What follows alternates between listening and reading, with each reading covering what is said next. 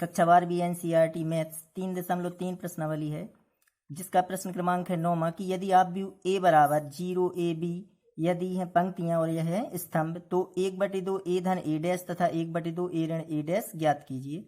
तो पहले तो आप व्यू ए दिया है तो ए डैश ज्ञात करें। तो जो पंक्ति है वो पंक्तियों को क्या में बदल दें अपन, स्तंभ में, या स्तंभ को पंक्तियों में। तो ये है पंक्ति तो स्तंभ में बदलें 0 ए बी।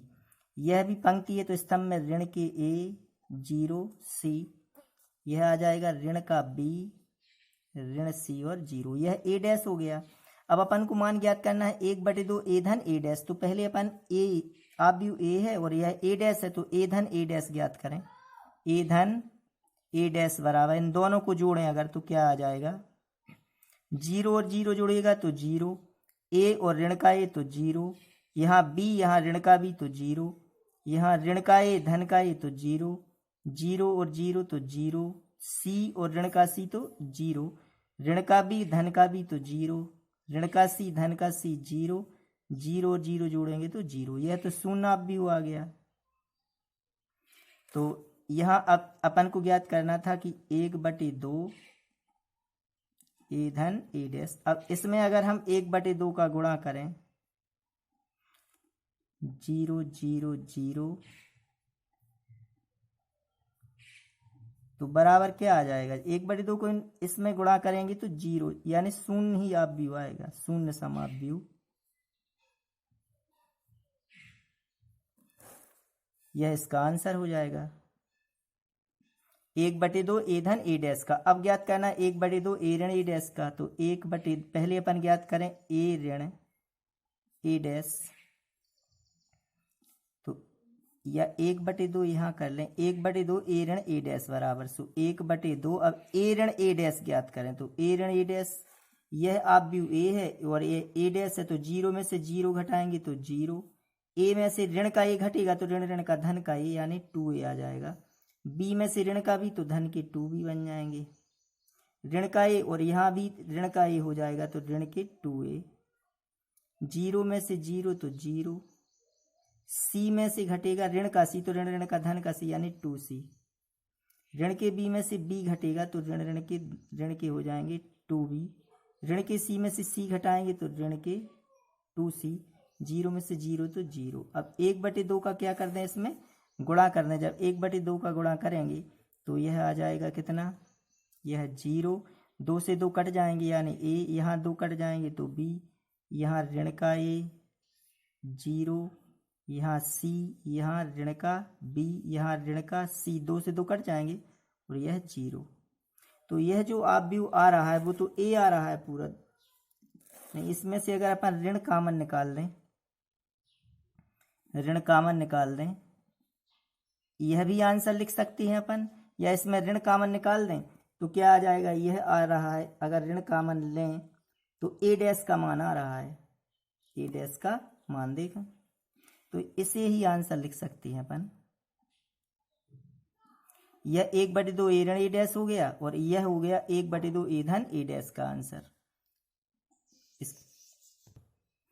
प्रश्न क्रमांक 10 है कि निम्नलिखित आव्यूहों को एक सममित आव्यूह तथा एक विषम सममित आव्यूह के योगफल के रूप में व्यक्त कीजिए। तो कोई भी आव्यूह है वह सममित और विषम सममित आव्यूह के योग के बराबर होता है। कोई भी आव्यूह है तो उसे अगर हम सममित आव्यूह और विषम सममित आव्यूह दोनों के योगफल के बराबर होता है। तो हम मान रहे हैं कि माना आव्यूह ए बराबर 3 5 1 ऋण 1, तो यहाँ ए डैश क्या हो जाएगा, तो ए डैश इसका परिवर्त आप भी हो जाएगा, जो पंक्ति उस स्तंभ बदल लें 3 5 1 ऋण 1, यह ए डैश हो गया। तो अगर हमें सममित और विषम सममित के योगफल के रूप में व्यक्त करना है तो 1/2, तो अपन मान ले रहे कि P बराबर माने 1/2 ए धन ए डैश, P बराबर 1/2 ए धन ए डैश, तो 1/2। अब आप भी ए और ए डैश दोनों का टोटल कर दें तो 3 और 3 6, 5 और 1 6, 1 5 6, ऋण का 1 और ऋण के 1 ऋण के 2। अब इसका हम गुणा करें जब 1/2 का तो यह आ जाएगा कितना, यह आ जाएगा 1/2 का गुणा करें तो 3, 3, यहाँ भी 3 और यहाँ ऋण का 1। यह आ गया आव्यूह P। अब अगर इसका हम परिवर्त ज्ञात कर दें, यह हो गया आव्यूह P। अब अगर हम P डैश ज्ञात करें, P डैश, तो इसमें क्या होगा, पंक्तियों को स्तंभों में, तो यह पंक्ति है तो स्तंभ बदलें, 3, 3, यह भी पंक्ति तो स्तंभ 3 ऋण 1। अब यह और यह कैसे आ रहा है, जो कि P डैश बराबर आ रहा है काय के, P के, P डैश बराबर आ रहा है P के, इसका मतलब यह सम्मित आव्यूह है। तो P डैश बराबर आ गया है P, अतः P बराबर 1/2 ए धन ए डैश एक सम्मित आव्यूह है। सम्मित कब होता है, जबकि अगर P डैश बराबर P यानी ए डैश बराबर अगर ए के बराबर आ जाए, ए डैश बराबर ए, तब होता है आव्यूह ए सम्मित आव्यूह। और अगर ए डैश बराबर ऋण का ए आए तब होता है विषम सम्मित। तो इसका मतलब है P डैश बराबर P, इसलिए P क्या है, एक सम्मित आव्यूह। P बराबर 1/2 ए धन ए डैश एक सम्मित आव्यूह है। P हो गया एक सम्मित आव्यूह। अब इसी प्रकार अब हमको दर्शाना है कि जो आव्यूह है A यह विषम सम्मित भी है। तो Q बराबर, चूंकि ए आव्यूह A है 3, 5, 1 ऋण 1 और A डैश यह है। अब हम Q बराबर ज्ञात करें 1/2 ए ऋण ए डैश, ए ऋण ए डैश, तो 1/2 ए ऋण ए डैश, 3 में से 3 जाएगा 0, 5 में से 1 जाएंगे 4, 1 में से 5 तो ऋण के 4, ऋण 1 में से ऋण का 1 तो ऋण का धन का बन जाएगा तो 0। 1/2 का गुणा कर दें तो यह क्या आ जाएगा, 0, यहाँ 2, यहाँ ऋण के 2 और 0, यह आ गया Q। अब Q डैश लें अपन, Q डैश ज्ञात करें तो जो पंक्ति है वो स्तंभ बदल जाएगी, 2, 0, 2, अब ऋण के 2 और 0। इसमें से अगर हम ऋण कामन निकाल लें तो यह 0 धन के 2, यह ऋण के 2 और 0, तो यह तो Q के बराबर आ गया है। जो Q का मान है यह Q के बराबर ऋण के Q, यानी Q डैश काय के बराबर आ रहा है, ऋण के Q के। इसका मतलब Q बराबर, अतः Q बराबर 1/2 ए ऋण ए डैश एक विषम सम्मित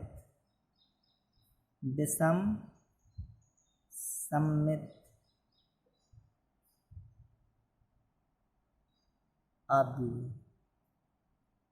तो यह विषम सम्मित आव्यूह है और P क्या है, एक सम्मित आव्यूह। अब यदि हम इनका योग करें तो वह आव्यूह A के बराबर आना चाहिए, P और Q का योग। तो आव्यूह P क्या है, एक सम्मित आव्यूह, और आव्यूह Q क्या है, एक विषम सम्मित आव्यूह। तो P धन Q ज्ञात करें, P धन Q बराबर, तो आव्यूह P का मान है जो, यह आव्यूह P का मान धन आव्यूह Q का मान ज्ञात किया है। जो आव्यूह Q है 0, 2, 0, 2 ऋण 2, 0, 0, 2 ऋण के 2, 0। अब इन दोनों को टोटल करें और यह काय के बराबर आव्यूह A के बराबर आ जाए, तब यह सम्मित एवं विषम सम्मित के रूप में हो जाएगा। 3 और 0 जोड़ेंगे तो 3, 3 और 2 5, 3 में से 2 घटेंगे 1, ऋण का 1 और 0 तो ऋण का 1, यह काय के बराबर आ रहा है, आव्यूह A के बराबर। तो P धन Q बराबर क्या आया है, आव्यूह A के बराबर। अतः आव्यूह A एक सम्मित आव्यूह तथा एक विषम सम्मित आव्यूह के योगफल के रूप में व्यक्त किया जा सकता है। अतः आव्यूह A एक सम्मित आव्यूह A है, जो यह है एक सम्मित आव्यूह और यह विषम सम्मित आव्यूह। तो अतः आव्यूह A एक सम्मित आव्यूह तथा एक विषम सम्मित आव्यूह के योगफल के रूप में व्यक्त किया जा सकता है। इसके बाद दूसरा क्वेश्चन है जो 3 × 3 कोटि का है। तो यह आव्यूह दिया है, तो माना आव्यूह A बराबर, यह 3 × 3 कोटि का आव्यूह है, तो इसे भी सम्मित और विषम सम्मित आव्यूह के योगफल के रूप में व्यक्त करना है। तो एक आव्यूह A यह दिया है, तो A डैश ज्ञात करें। A डैश क्या हो जाएगा, पंक्ति को स्तंभ बदलें, 6 ऋण के 2, 6 ऋण के 2 और 2, इसको भी बदलें, ऋण के 2, ऋण के 2, 3 ऋण 1, 3 और ऋण के 1। अब इस पंक्ति को भी बदलें तो 2 ऋण 1 और 3। यह तो ज्यों का त्यों आ रहा है। आप भी ए और ए डैश तो बराबर हैं दोनों, तो यह आप भी ए है और यह ए डैश है, क्योंकि हमने पंक्तियों को स्तंभ में बदल दिया। तो अब P बराबर लें, P बराबर 1/2 ए धन ए डैश, ए धन ए डैश। तो इसे हल करें कि 1/2, इन दोनों को जोड़ें, 6 और 6 12, ऋण के 2 ऋण के 2 तो ऋण के 4, 2 और 2 4, ऋण के 2 और ऋण के 2 ऋण के 4, 3 और 3 6, ऋण के 1 और ऋण के 1 ऋण के 2, 2 और 2 कितने हो जाएंगे 4, ऋण का 1 ऋण का 1 ऋण के 2, 3 और 3 6। 1/2 का गुणा कर दें तो आप भी P ज्ञात होगा। यहाँ 6 ऋण के 2 2, यहाँ भी ऋण के 2 3, ऋण 1 2, ऋण 1 और 3। अब अगर हम P डैश ज्ञात करें, P डैश, तो इस पंक्ति को स्तंभ बदलें, तो यह तो P हो गया, तो यह पंक्ति है तो स्तंभ बदले 6 ऋण के 2 2, ऋण के 2 और 2। इस पंक्ति को बदलें, ऋण के 2 3 ऋण 1, इसको बदलें 2 ऋण 1 और 3।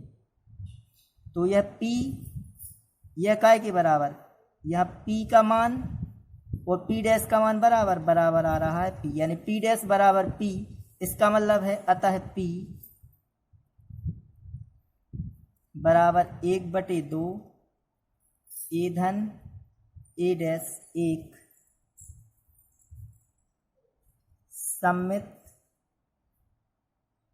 सम्मित आव्यूह है। तो आव्यूह P क्या हो गया, एक सम्मित आव्यूह। अब Q लें तो Q बराबर 1/2 ए ऋण ए डैश, तो बराबर 1/2 ए ऋण ए डैश ज्ञात करें, ए ऋण ए डैश। 6 में से 6 घटेंगे 0, ऋण के 2 में से ऋण के 2 घटेंगे, ऋण ऋण का धन बन जाएगा तो 0, 2 में से 2 यानी 0, इसमें से घटाएं तो 0, 3 में से 3 0, ऋण 1 में से ऋण का 1 घटेगा, ऋण ऋण का धन तो 0, यहाँ भी 0 0 0। तो इसका गुणा कर दें 1/2 का तो क्या बन जाएगा 0 0 0।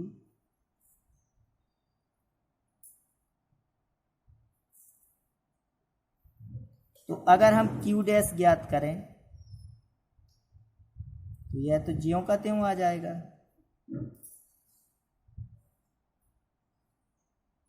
इसमें से ऋण भी कॉमन निकाल दें,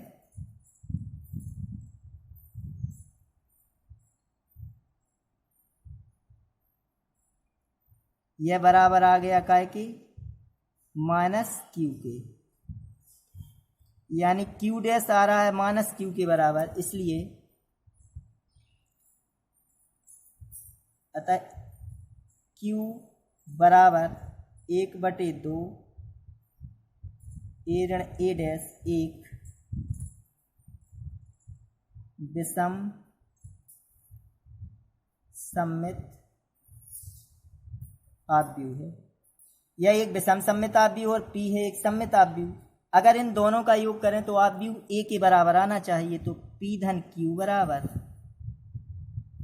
P धन Q। तो आव्यूह P का मान है कितना 6 ऋण 2 2 ऋण 2 3 1, यह P का मान और यह Q का मान। तो P का मान रखें अपन, तो यह P का मान यह Q का, जब इनको जोड़ेंगे तो आव्यूह यही आएगा और यह आव्यूह है A। तो P धन Q बराबर क्या आ रहा है A। इसका मतलब आव्यूह A है जो सम्मित एवं विषम सम्मित आव्यूह के योगफल के रूप में व्यक्त किया जा सकता है। अतः आव्यूह A एक सम्मित आव्यूह तथा एक विषम सम्मित आव्यूह के योगफल के रूप में व्यक्त किया जा सकता है। इसी प्रकार इसका जो तीसरा क्वेश्चन है और चौथा क्वेश्चन, तीसरा 3 × 3 आव्यूह का है और चौथा 2 × 2 आव्यूह का है। जिस प्रकार पहला और दूसरा किया है इसी प्रकार तीसरा और चौथा करना है आप लोगों को। प्रश्न 11 की यदि आव्यूह A तथा भी समान कोटि के सम्मित आव्यूह हैं तो A B ऋण B A एक विषम सम्मित आव्यूह, शून्य आव्यूह और तत्समक आव्यूह है। इन 4 विकल्पों में से एक। तो ए तथा बी समान कोटि के सममित आव्यूह हैं। तब जब ए और बी समान कोटि के सममित आव्यूह तो ए डैश बराबर ए और बी डैश बराबर बी, क्योंकि ए और बी समान कोटि के सममित आव्यूह हैं। जब सममित आव्यूह कब होता है? जब ए डैश बराबर ए। इसी प्रकार बी डैश बराबर बी। अब हमको ज्ञात करना है ए बी ऋण बी ए, तो ए बी ऋण बी ए का डैश ज्ञात किया तो यह ए ऋण बी का डैश बराबर ए डैश ऋण बी डैश, यानी ए बी का डैश ऋण बी ए का डैश।